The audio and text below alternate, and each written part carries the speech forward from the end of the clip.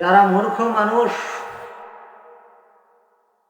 কোরআনের একটা সূরাও যারা তেলাওয়াত করতে পারে না, এমন লোক আল্লাহ তাআলা বলেন দুনিয়াতে অনেক এরকম লোক আছে। কোরআনের একটা সূরাও তারা করতে পারে না, মূর্খ একদম। আল্লাহ সুবহানাহু ওয়া তাআলা আল্লাহ জাল্লা শানুহু শুধু এই কোরআন পড়ার শখ না, আসমানি 160টা কিতাব, এর মধ্যে বড় বড় হইল 4টা কিতাব, তৌরাত, জবর, ইনজিল, কোরআন, এই 4টা আসমানি বড় বড় কিতাব।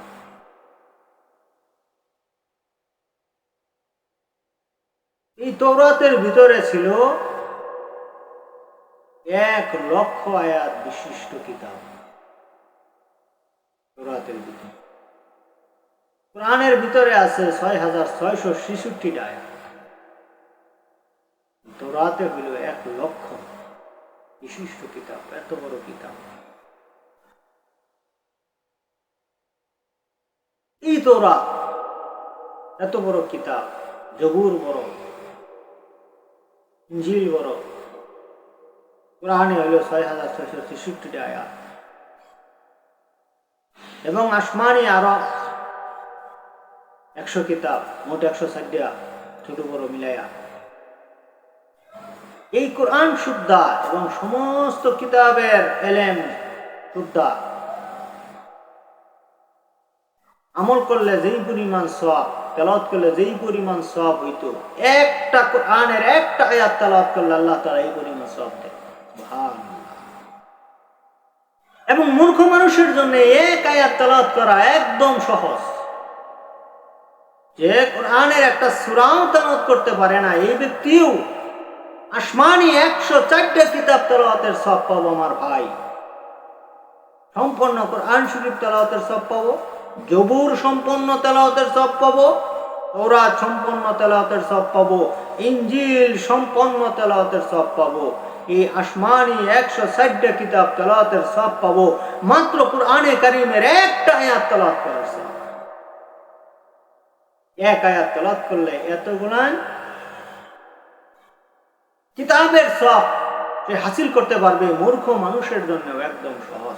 এবং সে কি কি পুরস্কার পাবে এক আয়াত তেলাওয়াত করার কারণে, আপনারা মনোযোগ দিয়ে এই ভিডিওটা আপনারা দেখেন, কথাগুলো আপনারা শুনুন। আল্লাহ সুবহানাহু ওয়া তাআলা আল্লাহ জাল্লা শানুহু বলেন, আমি আমার বন্ধুর উম্মতকে জাহান্নাম থেকে বাঁচাবার জন্য এত সহজ করে দিছি, এত সহজ করে দিছি, এত সহজ আর কোন নবী রাসূলের উম্মতকে আল্লাহ তাআলা কোনো আমল দেয় নাই, শুধুমাত্র এই নবীর উম্মতকে জাহান্নাম থেকে বাঁচাবার জন্য। এর পরেও 24টা ঘন্টায় মানুষ লাফাইতে লাফাইতে জাহান্নামের কাজ করতেছে। আমার ভাই, জান্নাতের দ্বারে কাছে ওই মানুষ, এই উম্মত আসে না। আফসোস, আল্লাহ তাআলা আমাদেরকে কত সম্মানিত করছেন, কত শ্রেষ্ঠ মর্যাদা দিচ্ছেন, আমরা এরপরেও জাহান্নামের কাছে, আমরা জান্নাতে যাওয়ার জন্য কোন না কোন চেষ্টাই করি না। অথচ এত সহজ করছেন যে কোরআনের একটা আয়াত তেলাওয়াত করো, তুমি জাহান্নাম থেকে বাঁচা জান্নাতি। খালি শুধু নিজে হবে তা না, বলে যে এই এক আয়াত 3000 বার তেলাওয়াত করবে, 3000 বার, এই ব্যক্তি 12,000 লোক জান্নাতে নিয়ে যেতে পারবে। সুবহানাল্লাহ। এক আয়াত 3000 বার যে তেলাওয়াত করবে, সে 12,000 লোক জান্নাতে নিতে পারবে। এক আয়াত তেলাওয়াত করার কারণে আল্লাহ সুবহানাহু ওয়া তাআলা আল্লাহ জাল্লা শানুহু 100 আসমানি 4টা কিতাব তেলাওয়াতের সওয়াব দিতেছে মাত্র এক আয়াত তেলাওয়াত করার কারণে। এবং মূর্খ মানুষই এক আয়াত তেলাওয়াত করতে পারবে, এটা একদম সহজ, একদম এর চেয়ে সহজ আর আল্লাহ তাআলা বলেন আর কি হতে পারে। এই আয়াতের এত পাওয়ার। হযরতে মূসা আলাইহিস সালামকে আল্লাহ সুবহানাহু ওয়া তাআলা আল্লাহ জাল্লা শানুহু বলতেছেন, জানো ফেরাউন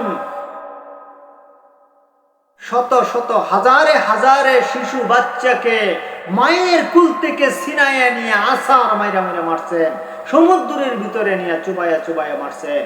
এইরকম শত শত বাচ্চাকে হত্যা করছেন, এই ফেরাউন মানুষের উপরে এত অত্যাচার করছেন, এত জুলুম করছেন, এই ফেরাউনের উপরে কেন আমার আসমানি গজব যায় না? ফেরাউন কেন আল্লাহ তাআলার দয়া এরপরেও পাইছে? আল্লাহ সুবহানাহু ওয়া তাআলা আল্লাহ জাল্লা শানুহু বর্ণনা করতেছেন। ফেরাউন একটা আয়াত গেটের সামনে ফেরাউন বহু আগে, অনেক আগে ফেরাউন আমি আল্লাহর সাথে নাফরমানি করার আগে, আমি আল্লাহর সাথে দুশ্মনী করার আগে ফেরাউন একটা আয়াত আমি আল্লাহকে মহব্বত করে গেটের সামনে লেখকে রাখছে। লেখকে রাখার কারণে এখন পর্যন্ত ফেরাউন নাফরমানি করে, কিন্তু ওই আয়াতটা লেখা আছে। ওই আয়াতটা ফেরাউন এই গেট থেকে মুচ্ছা দেয় নাই, বিলীন করে দেয় না, ওই আয়াতটা এখনো আছে। ওই আয়াতটা গেটের সামনে থাকার কারণে আমি আল্লাহ সুবহানাহু ওয়া তাআলা আল্লাহ জাল্লা শানুহু এই আয়াতের ইজ্জতের সম্মানে ফেরাউনের উপরে আমি আসমানি গজব দেই না। সুবহানাল্লাহ। এই আয়াতটা ওই গেটের সামনে ফেরাউনের থাকার কারণে ফেরাউনের উপরে আল্লাহ তাআলা আসমানি গজব দেয় না। এই আয়াতের এত সম্মান। রোমের বাদশার প্রচন্ড মাথা বেদনা ওঠে, এমন মাথা বেদনা রোমের বাদশা ঠিক থাকতে পারে না, অস্থির হয়ে যায়, ঘুমায়া শান্তি পায় না, খায়া শান্তি পায় না, পাগলের মতন হয়ে গেছে, অস্থির হয়ে গেছে। রোমের বাদশা চিঠি লিখলেন। ওই মুহূর্তে ওই জমানায় ছিল হযরত উমর রাদিয়াল্লাহু তাআলা আনহু ছিলেন খলিফা। উমরের কাছে চিঠি লিখলেন, আমি মাথা ব্যথায় অস্থির, আমি ঘুমায়া খায়া কোনো মতেই শান্তি পাই না, কোন একটা ব্যবস্থা করা, যদি আল্লাহ আমাকে ওই উসিলায় মাথা ব্যথাটা আমার ভালো করতো।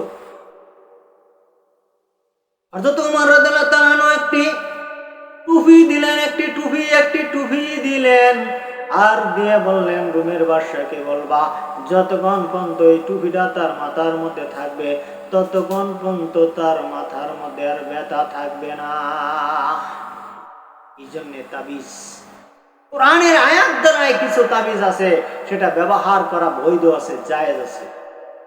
জারহুক কোরআনের আয়াত দ্বারাই জারহুক করা জায়েজ আছে, বৈধ আছে। কোরআনের আয়াতের ক্ষমতা আল্লাহ তাআলা এই পরিমাণ আছে। রোমের বাদশা তখন বললেন, কি চিকিৎসা দিয়েছেন? খাওয়ার কোনো চিকিৎসা দেয় নাই, গলাতে ঝুলায় রাখারও কোনো চিকিৎসা দেয় নাই, শুধুমাত্র মাথার মধ্যে রাসূলে কারীম সাল্লাল্লাহু আলাইহি সাল্লামের সুন্নতে এই টুপিটা রাখবার কইছে। এটা রাখার কারণে আপনার মাথা ব্যথা থাকবে না, এটা বলছেন হযরত ওমর রাদিয়াল্লাহু তাআলা আনহু। এটাই দিয়েছেন, আর কিছুই দেন না, আর কিছু পাঠ করার জন্য বলেন নাই আপনাকে। রোমের বাদশা বললেন, ঠিক আছে দাও। উনি মাথার মধ্যে টুপিটা লাগাইলেন, কিছুক্ষণের ভিতরে বেদনা কমে গেল। আজকেও বেদনা নাই, কালকেও বেদনা নাই, এরকম কয়েকদিন বেদনা নাই। উনি ভাবলেন যত আর ব্যথা নাই, এবার টুপিটা খুললে দেখি আমি কি হয়। টুপিটা খুললে রাখার পরে আবার চিনচিন চিনচিন করে মাথার মধ্যে ব্যথা উঠলেন। এমন ব্যথা, ওই আগের মতন ব্যথা বাইরে গেল। উনি বললেন ব্যথা যত বাইরে গেছে দেখি, এবার টুপিটা লাগাইয়া আবার মাথার মধ্যে টুপিটা লাগাইলেন, চিনচিন করে ব্যথাটা আবার ঝিরঝির ঝিরঝির করে কমে গেলেন। উনি আবার সম্পূর্ণ সুস্থ হয়ে গেলেন। উনি ভাবলেন টুপিটার ভিতরে কিছু আছে নিশ্চয়ই, সেটা কি আছে আমি একটু ভালো করে দেখিছেন। টুপিটা খুললা টুপির ভিতরের দিকে নজর করে দেখে একটা কোরআনে কারীমের আয়াত লেখা, যে আয়াতটা লেখার কারণে আল্লাহ সুবহানাহু ওয়া তাআলা আল্লাহ জাল্লা শানু রোমের বাদশার মাথা বেদনা ওই আয়াতের উসিলায় আল্লাহ তাআলা ভালো করে দিয়েছেন। এই আয়াতটা আপনারা সম্পূর্ণ মনোযোগ দিয়ে এই ভিডিওটা আপনারা শুনবেন, আমি বলে দেব সেই আয়াতের ক্ষমতা কি, আয়াতটা কি। যে আয়াতটা রোমের বাদশা উনি টুপির মধ্যে দেখলেন, আর দেখার কারণে ওনার মাথা ব্যথা ওই আয়াতের কারণে ভালো হয়েছে। আল্লাহ সুবহানাহু ওয়া তাআলা আল্লাহ জাল্লা শানহু বলেন, ওই আয়াতটা হলো এমন একটা আয়াত, যে আয়াতটার এত বড় পাওয়ার, এত বড় ক্ষমতা। ওই আয়াতটা আল্লাহ রাসূল জনাবে মুহাম্মদ রাসূলুল্লাহ সাল্লাল্লাহু আলাইহি সাল্লাম যখন মেরাজে গেলেন, তখন মেরাজের ভিতরে যায় দেখলেন বিশাল বড় একটা ঘরের ভিতরে আবে আবে কাউসারের পানি আল্লাহ তাআলা রাখছেন। এই আবে কাউসারের ওই পানিটা যে রুমের ভিতরে রাখছেন, ওই রুমের ভিতরে যাওয়ার জন্য একটা তালা মারা। এই তালাটা বিশাল বড় একটা তালা মারা। আল্লাহ রসুল বলেন, হে জিবরাইল, এই তালাটা যদি খুলে দিতে আমি ভিতরে ঢুকতাম। আল্লাহ রসুল জানাবে মুহাম্মদ রাসূলুল্লাহ সাল্লাল্লাহু আলাইহি সাল্লামকে বলেন, এই তালার চাবি তো ইয়া রাসূলুল্লাহ আপনার কাছে। আমার চাবি আমারটাই না? হ্যাঁ। কি চাবি? ওই চাবির নাম হলো বিসমিল্লাহির রহমানির রহিম। আপনি বিসমিল্লাহির রহমানির রহিম উচ্চারণ করে তালার মধ্যে ছাড়েন, তালাটা ঠাস করে খুলে যাবে, ছুটে যাবে। আল্লাহ রসুল বলেন, আমি বিসমিল্লাহির রহমানির রহিম কইয়া যখন তালাটা ছাড়লাম, তালাটা ঠাস করে ছুটে গেল। আমি এরপরে যাইয়া পানি খাইলাম। এরপরে আমি বললাম, এই বিসমিল্লাহির রহমানির রহিম যে ব্যক্তি বেশি বেশি জপবে, সেই ব্যক্তি এরকম ভাবে মিজানের পাল্লা ভারী হবে, সেই ব্যক্তি এরকম ভাবে আল্লাহ পাকের কাছে দামি হবে। আর এই বিসমিল্লাহির রহমানির রহিমই ছিল ওই টুপির ভিতরে লেখা। বিসমিল্লাহির রহমানির রহিম এটা টুপির ভিতরে লেখার কারণে মাথার বেদনা ভালো হয়ে গেছে। এই বিসমিল্লাহির রহমানির রহিম ওই ফেরাউনের গেটের সামনে লেখা ছিল। ওই বিসমিল্লাহির রহমানির রহিম লেখার কারণে ফেরাউনের গেটে আল্লাহ সুবহানাহু ওয়া তাআলা আল্লাহ জাল্লা শানুহু কোনো গজব দেয় নাই। এরপরে আরেকটি ঘটনা হলো, হযরত মুসা আলাইহিস সালাম এরকম রাস্তা দিয়ে হাইটা যাইতেছিল আল্লাহ পাকের সাথে কথা বলার জন্য। আর এদিক দিয়ে যায় বলা দেখে একটি কবরের ভিতরে প্রচন্ড ভয়াবহ আযাব চলতেছে, জাহান্নামের শাস্তি তাকে দেওয়া হইতেছিল। অর্থাৎ মুসা আলাইহিস সালাম এই দৃশ্য দেখে তার অন্তরে কষ্ট লাগছে। কষ্ট লাগার পরেও এই কষ্ট নিয়ে সে এরকম ভাবে গেছে। আর যায় আল্লাহর সাথে কথাবার্তা বইলে আবার এদিক দিয়ে যায় বেলা, বিকাল বেলা দেখে ওই লোকটার কবরটা হলো জান্নাতের একটা বাগান। সুবহানাল্লাহ, জান্নাতের একটা বিশাল বড় বাগান, নাজ নিয়ামতে ভরপুর। হযরত মুসা আলাইহিস সালাম তখন বলতেছেন, হে মৃত ব্যক্তি, হে আমার ভাই, তোমার কবরটা কি করে জান্নাতের বাগান হয়ে গেল? বলো, তুমি তো আযাবে ছিলা। মৃত ব্যক্তি জবাব দিলেন, হে জমানার মুসা, আল্লাহ সুবহানাহু ওয়া তাআলা আল্লাহ জাল্লা শানুহু দুনিয়ার থেকে আমাকে আনার আগে আমি আমার স্ত্রীর সাথে মিলন করার পরে আমার স্ত্রীর গর্ভে একটি বাচ্চা ছিল। আমি স্ত্রীর গর্ভে যে ছিল, আমি বলছিলাম আমি দুনিয়ার জমিনে বাঁচি না বাঁচি। আমার এই সন্তানটা ভূমিষ্ঠ হওয়ার পরে ছেলে হোক আর মেয়ে হোক, যেই হোক, আমার এই ছেলেটাকে তুমি আল্লাহর কালাম শিখাইও, আমার এই সন্তানটাকে তুমি আল্লাহর কালাম শিখাইও। আমি এই কথা বলছিলাম। আমার মৃত্যুর পরেও আমার ছেলেটা এরকম, আমার সন্তানটা দুনিয়াতে এখনো আসে নাই, ভূমিষ্ঠ হয় নাই। আমার কবরের ভিতরে গুনার কারণে শাস্তি চলতেছিল। আমার ছেলে দুনিয়াতে ভূমিষ্ঠ হওয়ার পরে আমার ছেলে যত কোনো কথা বলতে পারে না, আল্লাহর কোনো এলেম অর্জন করে নাই, এই জন্য আমার কবরে আযাব চলতেছিল। আমার বাচ্চারা এখন মাত্র কথা একটু একটু বলতে পারে, আমার বাচ্চা উত্তর দিতে পারে, কথা শিখছে কিছু কিছু। আমার এই বাচ্চাকে মাদ্রাসার ভিতরে আমার স্ত্রী নিয়ে ভর্তি করছেন। আমার এই বাচ্চাকে এবার তার উস্তাদ শুধুমাত্র আল্লাহর কালামের একটি আয়াত শিক্ষা দিয়েছেন, বিসমিল্লাহির রহমানির রহিম। আমার এই সন্তান যখন বিসমিল্লাহির রহমানির রহিম উচ্চারণ করছেন, পড়ার সঙ্গে সঙ্গে আল্লাহ সুবহানাহু ওয়া তাআলা আল্লাহ জাল্লা শানুহু আযাবের ফেরেশতাদেরকে ডাক দিয়ে বলেন, এই বিসমিল্লাহির রহমানির রহিমের ভিতরে আছে আমি আল্লাহ রহমান, আমি আল্লাহ দয়ালু, আমি আল্লাহ রহমান। আমার নাম উচ্চারণ করছে, আমি যত রহমান, আমি পারি না। এ ফেরেশতারা, আমি রহমান হওয়ার পরেও এই মৃত ব্যক্তিকে কবরের মধ্যে আমি শাস্তি দেওয়ার জন্য, আযাব দেওয়ার জন্য আমি আল্লাহ খুশি হয়ে গেলাম।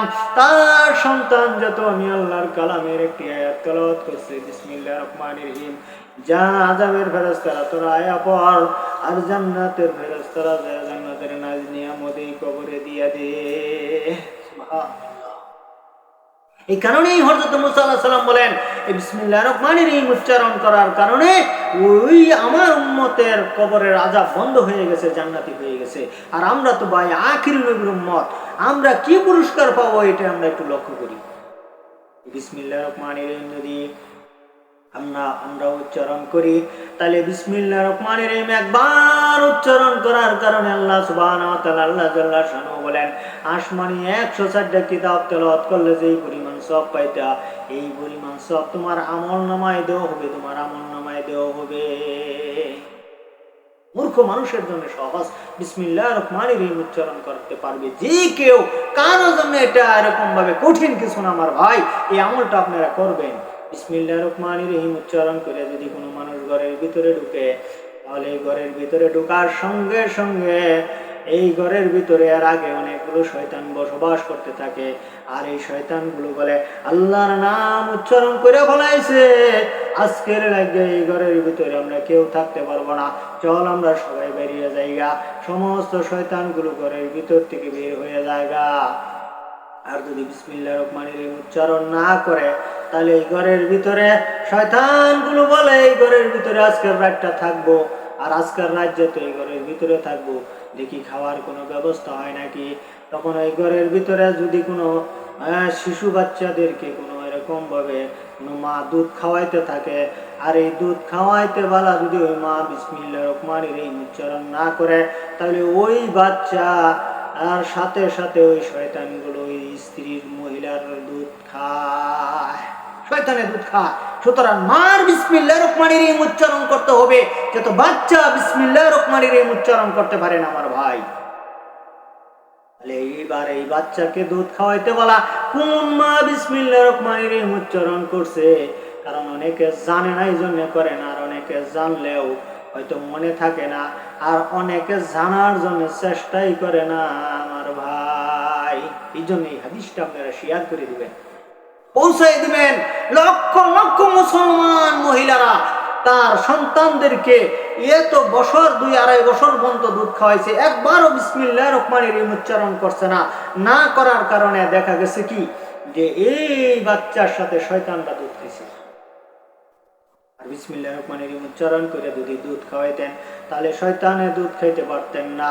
যেই ঘরের লোকেরা বিসমিল্লাহির রহমানির রহিম উচ্চারণ করা ছাড়া খাবার খা, ওই খাবারের সাথে শয়তানেও খাবার খা। যদি বিসমিল্লাহির রহমানির রহিম উচ্চারণ করে খাবার খা, তাহলে ওই খাবারের সাথে শয়তান খাবার খাইতে পারে না। তাহলে বোঝা গেল ঘরের ভিতরে শয়তান প্রবেশ করে, আবার ঘরের ভিতরে শয়তান খাবার খা, শুধুমাত্র বিসমিল্লাহির রহমানির রহিম উচ্চারণ করার না কারণে।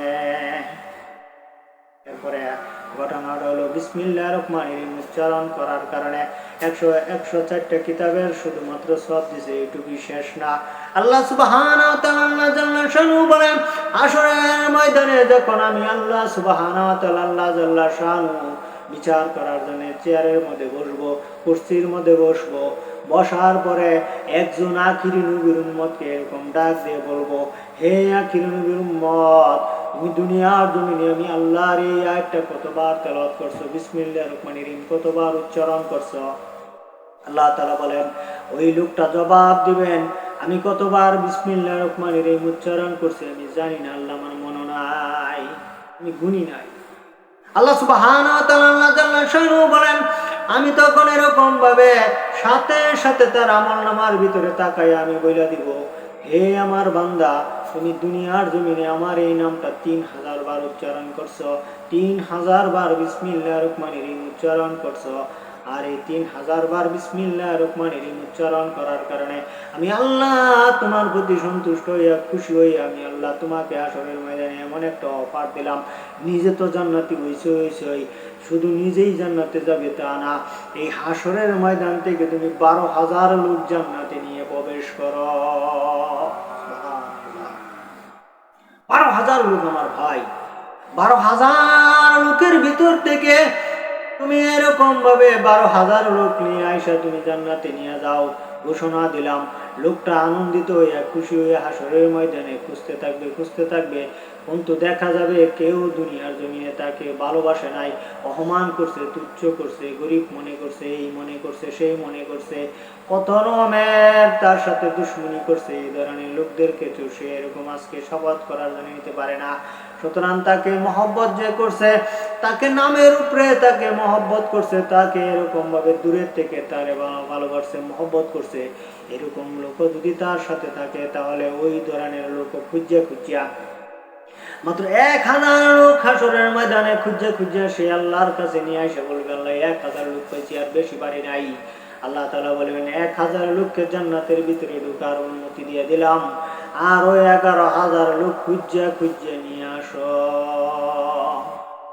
12,000 লোক অনুমতি, আরো খুঁজে খুঁজে নিয়ে আসো। আরো এরকম দেখা যাবে যে হাসরের ময়দানে এরকম ব্যক্তিকেও সে তখন নিতে পারবে, যেই ব্যক্তি যেই ব্যক্তিকে সে একজনকে ভালোবাসছে, আর আর তার যে সে যাকে ভালোবাসছে তারে আবার আরেকজন ভালোবাসে, সেও কব যে আমারে যাতে হ্যাঁ মহব্বত করে, আপনি যত আমারে মহব্বত করুন, তাহলে আমি হেরে নিবার চাই। তো বলবেন লই লও সাথে। আল্লাহ এইভাবে 12,000 লোক সে জান্নাতে নিতে পারবে। আমার ভাই, এই বিসমিল্লাহির রহমানির রহিম সর্ব কাজের ক্ষেত্রে আপনারা উচ্চারণ করবেন, যে কোনো কাজ করবেন এই বিসমিল্লাহির রহমানির রহিম উচ্চারণ করবেন। এর আরো অনেক ফজিলত আছে, এত কথা বলার সময় আমার নাই, ইউটিউব আপনাদের সামনে বললাম। আমার এই ভিডিওটা যদি আপনাদের ভালো লাগে আমার ভাই, লাইক কমেন্ট শেয়ার করবেন, সাবস্ক্রাইব করবেন, আমার এই ভিডিও আরো দেখবেন। আপনারা আমাকে দোয়া করবেন, আমি আপনাদেরকে দোয়া করি।